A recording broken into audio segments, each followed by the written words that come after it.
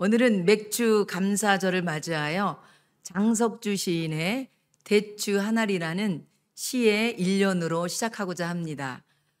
제가 여러분에게 시 한 편 읽어드리겠습니다. 대추 한 알, 장석주. 적의 저절로 붉어질 리는 없다. 저 안에 태풍 몇 개, 저 안에 천둥 몇 개, 저 안에 벼락 몇 개, 저 안에 번개 몇 개가 들어있어서 붉게 익히는 것일 게다. 대추 한 알도 저절로 붉어질 리가 없다고 말하고 있는 것입니다. 시인은 대추 한 알에도 태풍 몇 개, 천둥 몇 개, 벼락 몇 개, 번개 몇 개가 들어있다고 말하고 있습니다. 마찬가지로 우리의 신앙의 열매도 저절로 맺어지지는 않습니다. 고통과 인내의 시간, 눈물의 기도의 시간을 지나서 맺어지는 것입니다. 오늘 시편 126편 또한 이스라엘 백성이 70년 동안의 바벨론 포로에서 기한하는 그 위대한 구원이 저절로 주어진 것이 아니었음을 말하고 있습니다. 믿음으로 견딘 기다림의 시간과 그들의 눈물의 기도, 무엇보다도 하나님의 은혜로 이루어진 역사임을 말하고 있습니다. 시편 126편은 특별히 순례시로 성전에 올라가며 부른 시입니다. 특별히 오늘 읽은 말씀은요, 6절로 되어 있잖아요. 이것도 시편이에요, 시예요.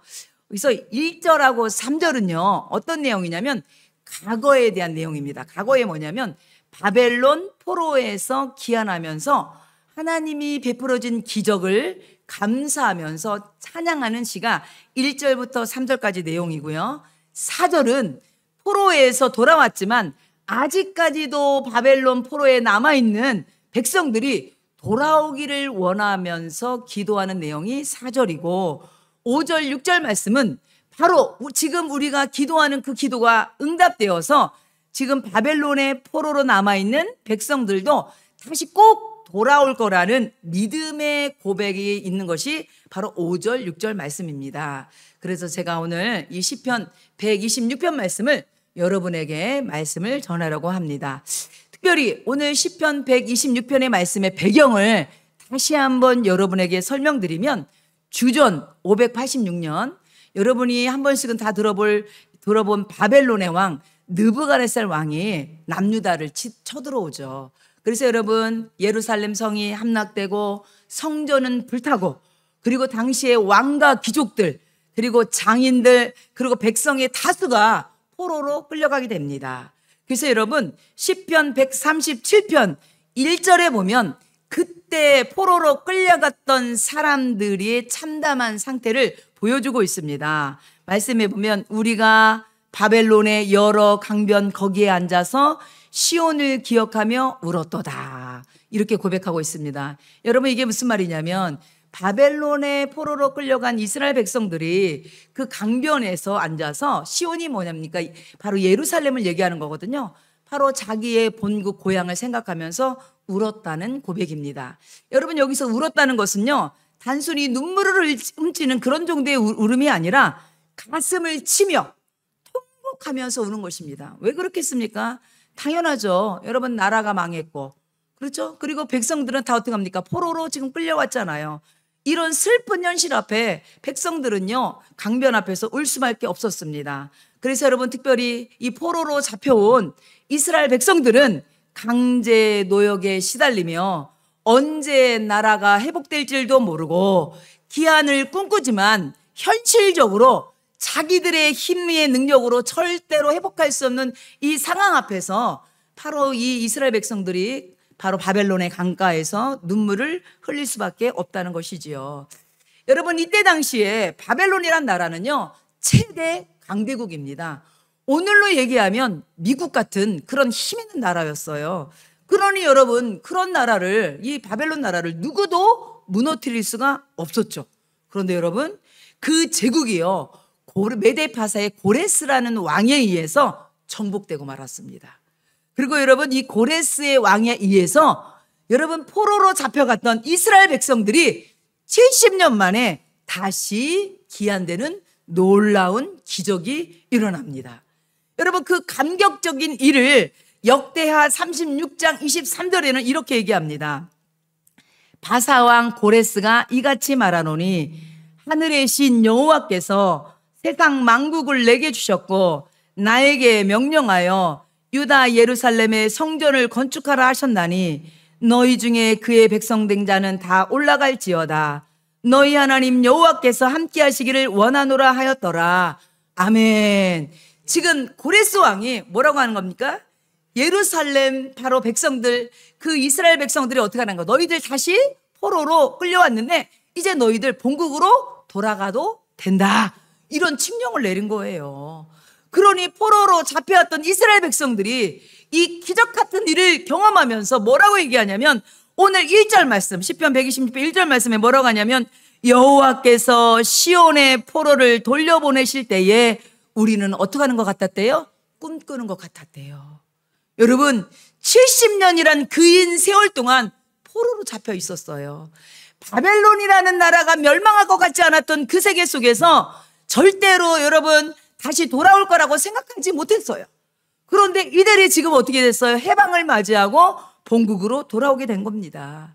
여러분 이 기한은요 어떤 정치적인 계획도 외교적인 타협으로 이루어진 것도 아니고 군사적인 계획으로 여러분 개입으로 된 것이 아니라 전적인 하나님의 은혜로 이 놀라운 기한이 이루어진 겁니다. 여러분 에스라 1장 1절에는 그래서 이렇게 말씀하고 있습니다. 바사왕 고레스 원년에 여호와께서 예레미야의 입을 통하여 하신 말씀을 이루게 하시려고 바사왕 고레스의 마음을 감동시키심에 그가 온 나라에 공포하고 조서에 내려 이르되 아멘. 하나님께서 사실은 이미 예레미야라는 선지자를 통하여서 너희들이 포로로 끌려갈 거지만 반드시 돌아올 거라고 하나님께서 회복을 약속하셨거든요. 그런데 그 약속이 지금 드디어 응답이 되고 성취됨을 보게 된 것입니다. 하나님께서 고레스의 왕의 마음을 감동시켜줘서 바로 이스라엘 백성을 본국으로 기한 조치하도록 명령을 내린 것입니다. 여러분 그랬을 때 오늘 2절 말씀 보니까 이스라엘 백성들은 뭐라고 고백하냐면 그때에 우리의 입에는 웃음이 가득하고 우리의 혀에는 찬양이 찼었도다. 할렐루야. 여러분 바벨론 포로로 끌려갔던 이스라엘 백성들 눈물과 통곡으로 가득했던 그 입술이 뭘로 바뀌었습니까? 웃음과 찬양으로 하나님이 바꾸게 하셨습니다. 여러분 기적 같은 일이 이루어진 것입니다. 여러분 제가 오늘 이 말씀을 준비하면서 한 목사님의 간증을 듣게 됐는데 여러분에게 잠깐 그 간증을 나누려고 합니다. 한 번은 들어본 분들도 계실 거예요. 임현수 목사님이라고요. 한국계 캐나다인으로요. 캐나다 토론토의 큰빛교회에서 담임 목사님을 하고 계셨는데요. 그분은 18년 동안 무려 150번이나 북한을 방문했대요. 그러면서 북한에 있는 고아원이나 양로원, 병원 등에서 사회복지 사역을 해왔습니다. 그런데 2015년 1월 말에 북한을 방문했을 때 갑작스럽게 억류가 된 거예요. 붙잡힌 거예요. 그리고 2월경에 바로 이분의 그 체포 혐의 제목이 뭐였냐면 국가 전복 음모라는 죄로 바로 이 목사님이 여러분 체포를 당하게 된 거예요. 그리고 2015년 12월에 북한에 의해서 사형 선고를 받았어요. 그리고 나서 그 사형 선고를 받았는데 그것이 형이 좀 감해져서 무기징역 선고를 받게 됩니다. 이면수 목사님은요 종신형 선고를 받고 어둡고 벌레가 나오는 감옥에서 그것도 독방에서 희망 없는 여러분 그런 감옥 생활을 하게 됩니다. 그런데 여러분 그 감옥 생활은요 전혀 자유가 없었대요. 그래서요 바로 옆에 가는 화장실에 갈 때도요 자기 맘대로 가지를 못해요. 꼭 간수한테 허락을 받고 가야 된대요. 저 소변 내렸습니다. 저 화장실 가야 됩니다. 허락이 떨어져야지만 그것도 화장실을 가지 허락이 떨어지지 않으면 화장실도 못 가는 거예요.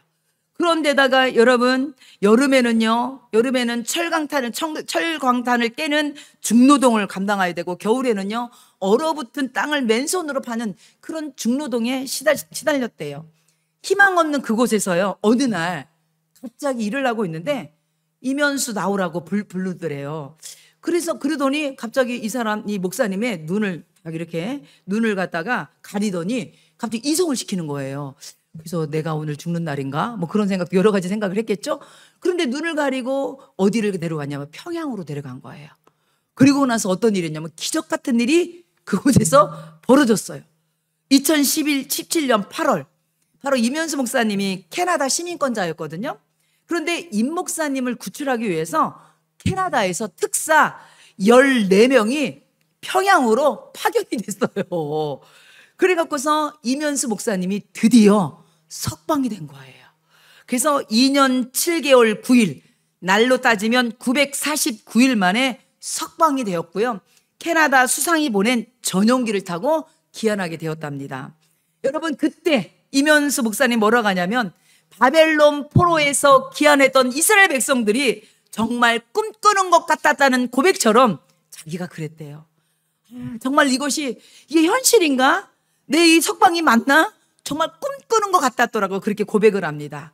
그리고 이면수 목사님이요, 캐나다로 귀환할 때에 일본을 거치고 괌을 경유를 하는데 괌에 있는 숙소를 정했는데요. 거기 보면 세라톤 호텔 5성급, 여러 5성, 별이 5개 있는 5성급 호텔에 특실해서 묵게 되었대요. 그랬는데 이면수 목사님이 직접 하시는 말씀이 어제까지만 해도 깜깜한 독방, 벌레 나오는 독방에 서 있다가 갑자기 태평양 한가운데 너무 아름다운 별 5개 있는 이 호텔 특실에 있게 되는데 이게 꿈인지 생신지 이게 맞나 싶더래요.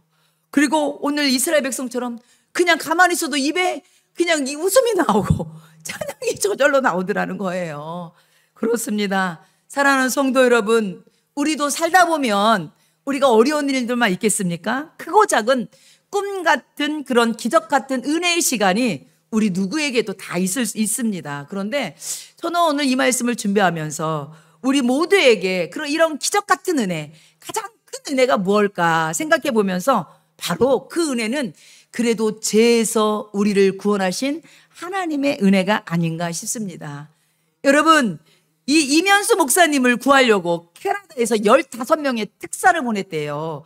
저는 이것을 보면서 하나님께서는 우리를 죄에서 구원하려고 그 아들 예수님을, 독생자 예수님을 특사로 이 땅에 보내신 거예요. 그래서 여러분, 우리의 행위나 우리의 노력이나 의로움으로 구원받을 수 없는 우리들을, 죄에서 죽을 수밖에 없는 우리들을 예수님을 이 땅에 보내셔서 그 예수님을 믿음으로 말미암아 우리를 죄에서 구원시켜 주시고 우리를 해방했다는 거예요. 여러분, 감옥에서만 구원이, 여러분 그 포로 해방된 것이 구원이 아니라 정말로 죄에서 죽을 수밖에 없는 우리를 구원하시니 놀라운 은혜. 여러분, 이 또한 얼마나 큰 은혜입니까? 그래서 여러분, 골로새서 1장 13절 말씀에 보면 그가 우리를 흑암의 권세에서 건져내사 그의 사랑의 아들의 나라로 옮기셨으니 아멘. 그렇습니다. 사랑하는 여러분, 우리 이 놀라운 구원의 감격이 우리 성도들에게 회복되기를 축원합니다. 여러분, 우리가 받은 여러분 이 죄에서 구원받은 것, 거저받은 거 아닙니다. 하나님께서 그 외아들 예수님을 이 땅에 보내셔서 그분이 죄값을 치러주심으로 우리가 이 죄에서 구원받게 됐음을 믿으시기 바랍니다. 여러분, 오늘 시편 126편 3절에는 다시 말씀하고 있습니다. 여호와께서 우리를 위하여 큰 일을 행하셨으니 우리는 기쁘도다. 여러분, 그렇습니다. 지금 이스라엘 백성들은요, 하나님이 행하신 놀라운 구원, 그게 뭡니까? 큰 일이거든요. 그것을 통해서 어떻게 한대요? 웃음과 감격과 기쁨을 누렸다는 것입니다. 이 놀라운 감격을 이사야 35장 10절에는 이렇게 얘기하고 있습니다. 여호와의 속량함을 받은 자들이 돌아오되 노래하며 시온에 이르러 그들의 머리 위에 영영한 희락을 띠고 기쁨과 즐거움을 얻으리니 슬픔과 탄식이 사라지리로다. 아멘. 하나님께서 이스라엘 백성을 포로에서 구원해 주셨습니다. 구원해 주셨을 때 그 기쁨은요, 일시적인 위로가 아니라 슬픔과 탄식이 사라지고 근원적인 기쁨과 희락이 회복됨을 믿습니다. 여러분, 이 놀라운 기적은요, 오늘 126편 2절에 보니까 여러분 이렇게 얘기합니다. 그때에 문나라 가운데서 말하기를 여호와께서 그들을 위하여 큰 일을 행하셨다 하였도다. 여러분 이렇게 얘기하거든요. 여러분 이게 무슨 말씀입니까? 이스라엘 백성이 포로로 귀환되는 그것을 여러분 이스라엘 백성만 아는 것이 아니라 이방 모든 나라들도 그것을 보게 되었다는 거예요. 왜 그래요? 왜 그렇습니까? 여러분 70년이라는 긴 세월 동안 절대로의 포로 생활에서 해방될 수 없는 그런 상황 가운데서 이스라엘 백성이 해방된 거잖아요. 누구도 예상하지 못했던 불가능한 일이 이스라엘 백성들에게 이뤄진 거잖아요. 그러니까 이방 나라들도 보면서 뭐라고 얘기합니까? 아, 저거는 사람이 한 것이 아니라 하나님이 저들을 위하여서 큰 일을 행하셨다고 고백하고 있는 것입니다. 사랑하는 성도 여러분, 하나님이 행하신 일은 바로 이스라엘 백성만의 기쁨이 아니라 살아계신 하나님을 증거하는 놀라운 일이 되었음을 믿으시기 바랍니다. 여러분 이스라엘 백성뿐만 아니라 여러분 우리에게도 마찬가지예요. 우리에게도요 얼마든지 우리가 하나님을 믿으면서 하나님이 주시는 놀라운 은혜와 기적들이 우리의 삶에도 일어날 걸 믿습니다. 여러분 그것은 다만 우리의 기쁨으로 끝나는 것이 아니라 여러분이 그것을 간증할 때에 주변에 믿지 않는 사람들 그리고 주변 사람들에게 하나님을 드러내는 복음의 통로가 되는 것입니다. 지금 이스라엘 백성들도 바로 포로에서 귀한다는 것을 많은 이웃 나라들이 보면서 저것은 하나님이 하셨다라고 고백했던 것처럼 여러분의 삶 가운데도 이런 하나님의 놀라운 은혜가 놀라운 기적이 있기를 축원합니다.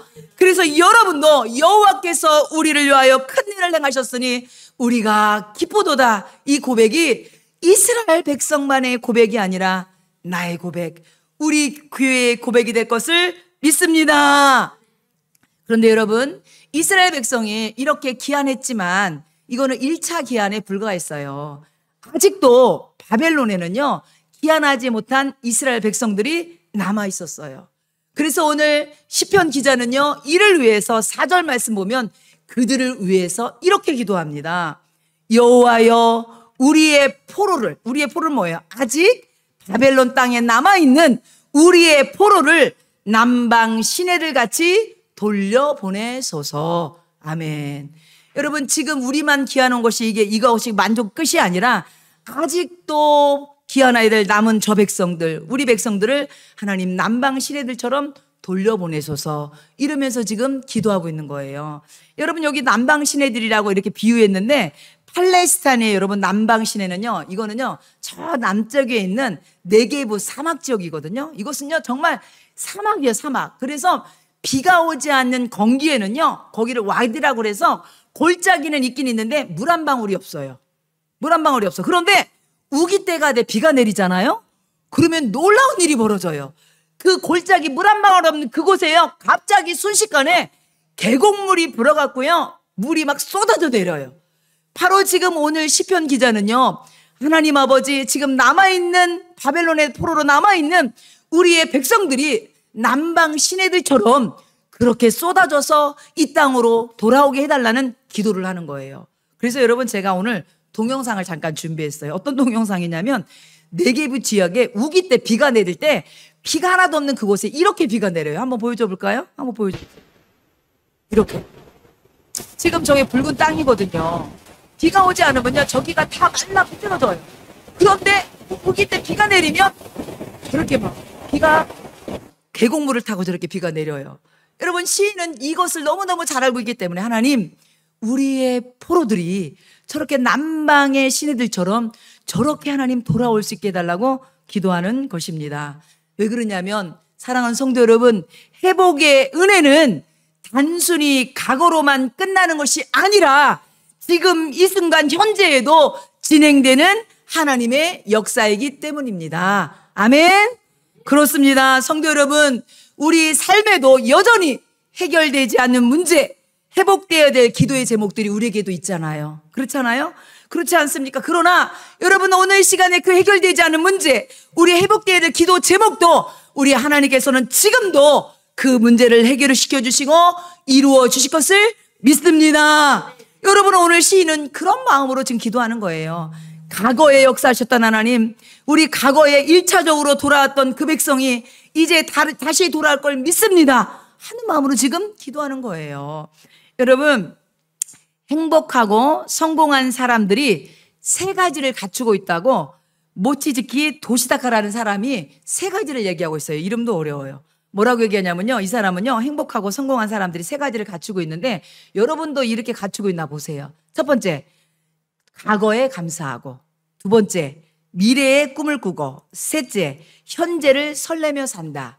바로 이것이 여러분 행복한 사람들 그리고 성공하는 사람들이 갖고 있는 마음의 자세래요. 여러분은 혹시 과거에 대해서 감사하고 있습니까? 그리고 미래를 꿈꾸고 있습니까? 그리고 현재를 설레며 살고 있습니까? 여러분 마음속에 정말 이것을 갖고 있다면 여러분 도시다카의 말에 의하면 여러분은 이미 행복한 사람이래요. 저는 이 말에 참 많이 공감을 합니다. 특별히 현재를 설레며 산다. 이 말에 아주 마음에 와닿습니다. 왜 그러냐면 우리 사랑하는 성도들도 지금 우리도 똑같이 우리도 과거에 감사하고 그리고 미래를 꿈꾸면서 앞으로 이루어질 일을 생각하면서 현재를 기대하며 설레는 마음으로 우리가 그렇게 살아야 될 걸 믿습니다. 오늘 시편 기자가 이런 마음을 가진 거예요. 과거에 하나님 은혜에 감사하고 그리고 또 앞으로 하나님이 다시 한번 바벨론의 포로 있는 그 백성이 돌아올 것을 기대하고 그러면서 설레는 마음으로 지금 하나님 앞에 기도하고 있는 거예요. 바로 이 모습이 우리의 모습이 되기를 축원합니다. 그래서 여러분 오늘 5절 6절 말씀은 이렇게 고백하고 있습니다. 눈물을 흘리며 씨를 뿌리는 자는 기쁨으로 거두리로다. 울며 씨를 뿌리러 나가는 자는 반드시 기쁨으로 그 곡식단을 가지고 돌아오리로다. 아멘. 여러분 여기에서 보면 제가 여러분 노란색으로 씨를 뿌리러 나가는 자 이렇게 표시했죠.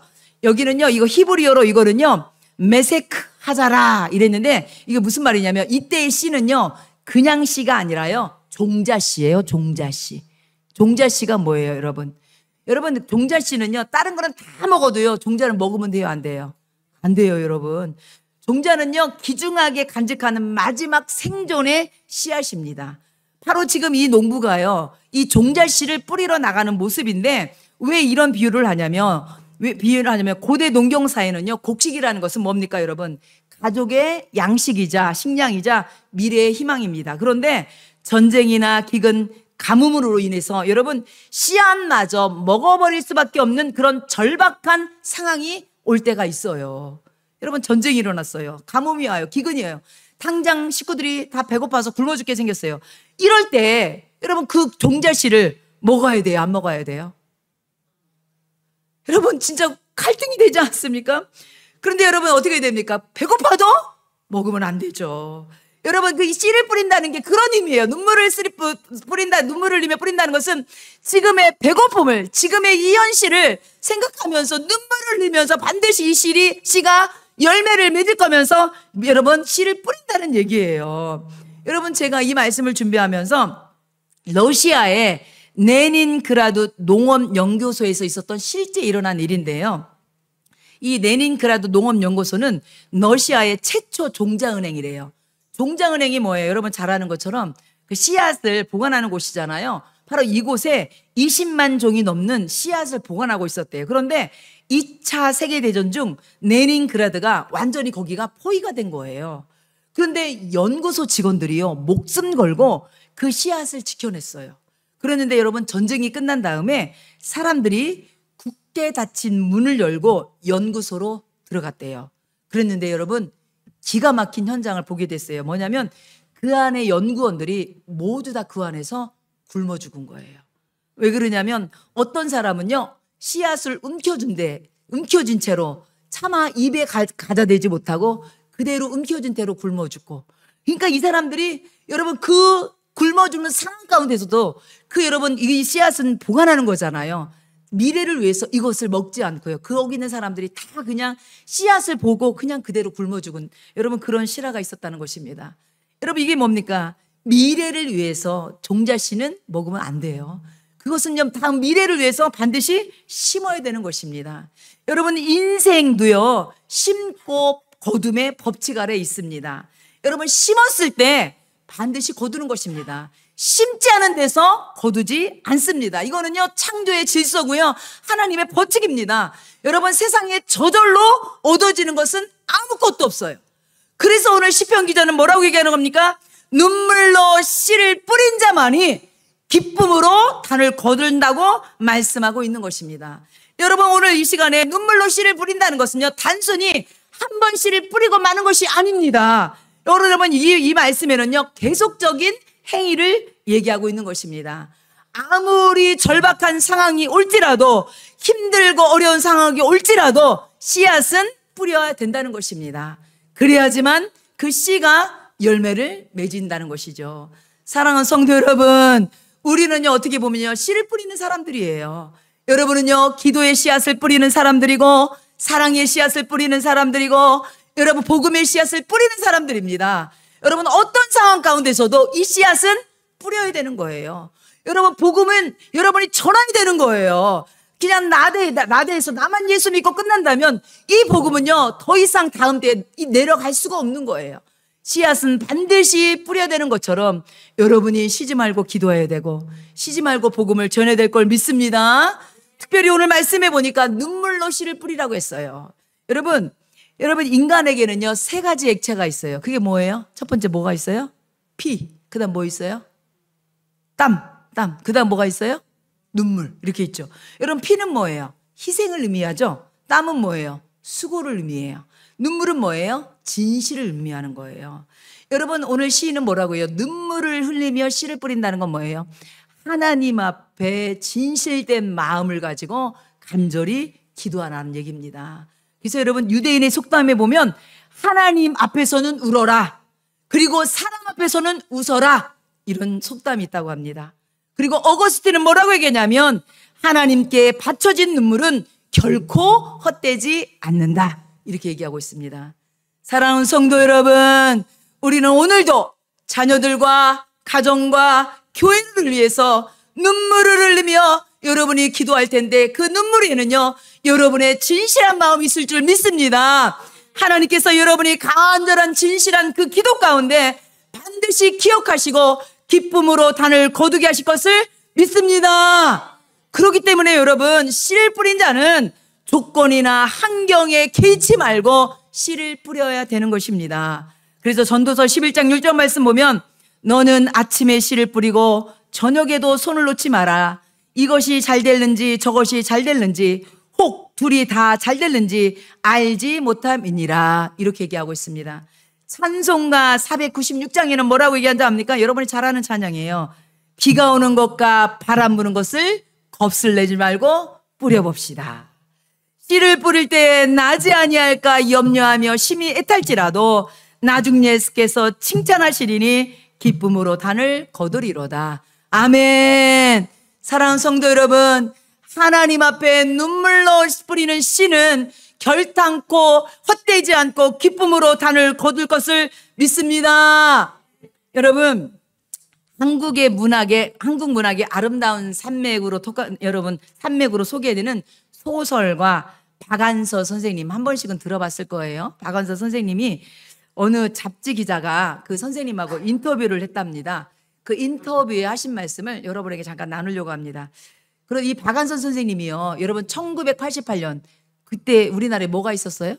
88하면 뭐가 생각나요? 서울 올림픽, 그죠?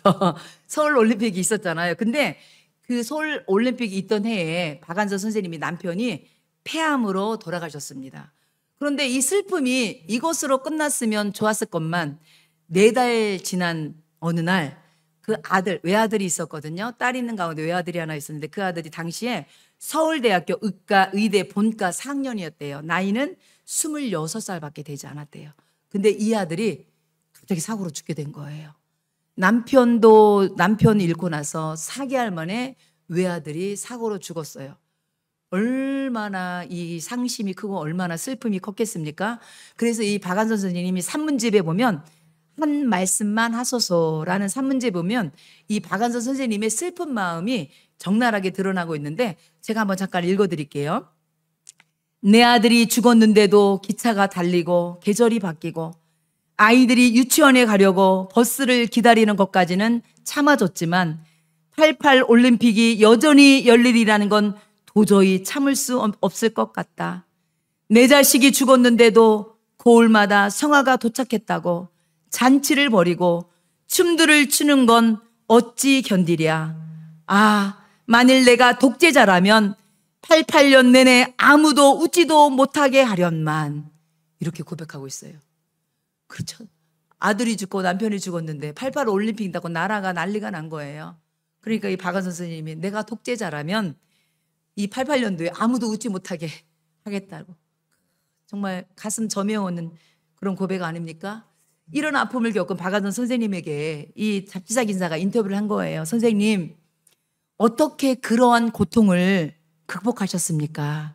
이렇게 물은 거예요. 그랬더니 박완선 선생님이 이렇게 얘기했답니다.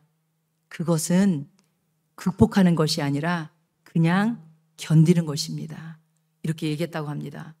그렇습니다. 저는 이 말에 마음에 참 많이 울립니다. 여러분, 오늘 본문 말씀 보면 이스라엘 백성이 바벨론 포로에서 해방이 되었어요. 이것은 하나님께서 고레스 왕을 그 마음을 감동시켜서 전적인 하나님의 역사로 그들이 포로에서 귀환됐어요. 그런데 여러분, 이 포로 귀환 역사 뒤에는 바로 이스라엘 백성이 바벨론 강가에서 통곡하며 눈물을 흘리며 하나님의 약속의 말씀을 믿고 인내하며 견딘 백성들의 아픔이 있었어요. 여러분, 70년 세월 동안 여러분 이스라엘 백성들은 그들의 힘이 자기들의 힘과 능력으로 아무것도 할 수 없었잖아요. 그러니까 어떻게 합니까? 약속의 말씀을 붙들고 그 어려움을, 그 고통을 견디고 이겨나가는 것밖에 없었습니다. 여러분, 그래서 여러분 우리 복음성가 오직 예수뿐이네도 찬양해 보면 이런 가사가 있습니다. 그 신계획 다 볼 수도 없고 작은 고난에 지쳐도 죽게 묶인 나의 모든 삶 버티고 견디게 하시네. 사랑하는 성도 여러분, 힘들고 어려울 때도 주님께서 나를 붙들어 주기 때문에 내가 견딜 수 있고 버틸 수 있는 것입니다. 때로는요, 우리가 감당할 수 없는 일을 만날 때, 내 힘으로 어찌할 수 없을 때는요, 그 모든 것은 어떻게 돼야 되냐면 견뎌야 되는 것입니다. 인내해야 되는 것입니다. 버텨야 되는 것입니다. 여러분, 그 힘조차도 하나님께서 주신다는 거예요.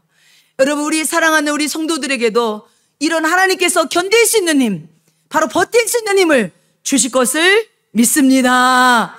그런 여러분 인내 뒤에, 여러분 그런 어려움을 극복한 뒤에, 견딤 뒤에 열매가 있는 것입니다. 그렇잖아요? 제가 서두에 말씀드린 것처럼 그 대추 하나를 있기에는 여러분 벼락도 있고 번개도 있고 태풍도 있고 그것을 다 견딘 것처럼 우리의 믿음의 열매를 맺기 위해서는 여러분의 아픔도, 여러분 고난도, 슬픔도 때로는 견디며 이기며 나갈 때에 반드시 귀한 열매를 맺게 될 걸 믿습니다.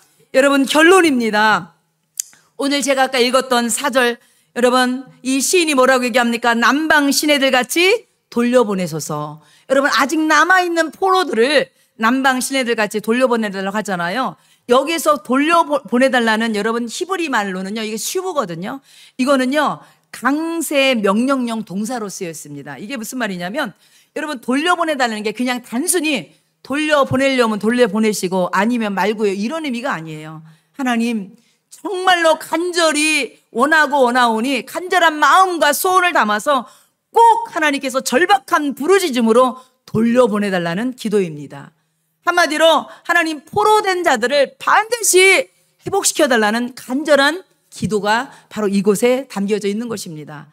그랬을 때 여러분, 이 기도는 응답돼 갔고요, 1차 수룹바벨에 의해서 이스라엘 백성들이 포로에서 귀환되거든요. 그런데 나중에 후에는요 2차, 바로 에스라에 의해서 3차 느헤미야에 의해서 이스라엘 백성이 다시 한번 포로됩니다. 바로 이 기도가 열매를 맺은 것입니다. 저는요 오늘 이 말씀을 여러분 묵상하고 전하면서 꿈이 생겼어요. 어떤 꿈이냐면, 그리고 한 가지 상상을 하면서 저 혼자요, 여러분 하반기를 기대했어요. 어떤 기대냐면, 포로된 이스라엘 백성들이 막 돌아오잖아요.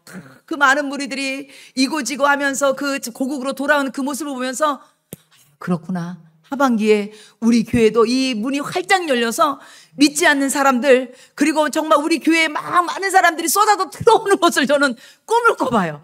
그래서 저도 간절한 부흥을 하나님 앞에 그냥 사모 있어요. 그래서 오늘 이 시인의 기도처럼 하나님 남방의 포로들처럼, 남방의 시내처럼 포로들을 돌려보내소서 하는 것처럼 하나님 우리 교회도 부흥의 문을 활짝 열어주셔서 많은 사람들을 보내주세요. 제가 그렇게 기도하고 왔어요. 오늘 제가 이 자리에 그냥 쓴 게 아니라 이런 마음으로 섰습니다. 우리 하반기 우리 교회에 이런 부흥의 은혜가 있을 줄 믿습니다. 여러분, 그랬을 때에 시편 126편 2절과 5절 6절 말씀 보니까요, 여러분 여기 본문에 보면 한번 말씀을 한번 띄워줘 보세요. 여러분 5절 6절도 같이 한번 띄워줘 보세요. 여기 보면 여러분 찬양이라는 단어에도 여러분 히브리어 닌나라고 써 있고요, 여러분 기쁨이라는 단어에도 히브리어 닌나가 써 있습니다. 찬양과 기쁨은요 똑같은 닌나라는 거거든요. 여러분 여기 히브리어 닌나라는 것은요, 이거는요 그냥 기쁨, 그냥 찬양이 아니라 감정이 복받쳐 나오는 뜨거운 기쁨의 외침, 환호라는 얘기입니다. 여러분 이스라엘 백성이 첫 번째 바벨론 포로에 세환될 때 이런 뜨거운 환호를, 감사를, 찬양을 드렸다는 것입니다. 그런데 오늘 시편 5절 6절 말씀에 이 시인은 앞으로도 반드시 하나님께서 포로를 귀환시킴으로 이 놀라운 기쁨이 우리에게 있을 줄 믿는다고 고백하고 있는 것입니다. 여러분 맞습니다. 오늘도 여러분 눈물의 기도가 축복이 되는 그 순간 우리에게도 이 놀라운 기쁨이, 이 찬양이 우리를 기다리고 있습니다. 아멘. 그래서 저는요 이번 하반기, 오늘이 맥주 감사 주일이잖아요. 이제 오늘부터 하반기를 시작합니다. 사랑하는 성도 여러분, 우리 앞으로 하나님께서 여러분의 가정 가운데, 우리 교회 가운데 이런 놀라운 기쁨을 주실 것을 믿습니다. 그러기 위해서는 여러분이 눈물로 기도로 심으세요. 눈물로 전도하세요. 눈물로 씨를 심으시기 바랍니다. 그럴 때 이런 놀라운 기쁨의 은혜가 우리 개인에게, 그리고 우리 교회에게 있을 줄 믿습니다.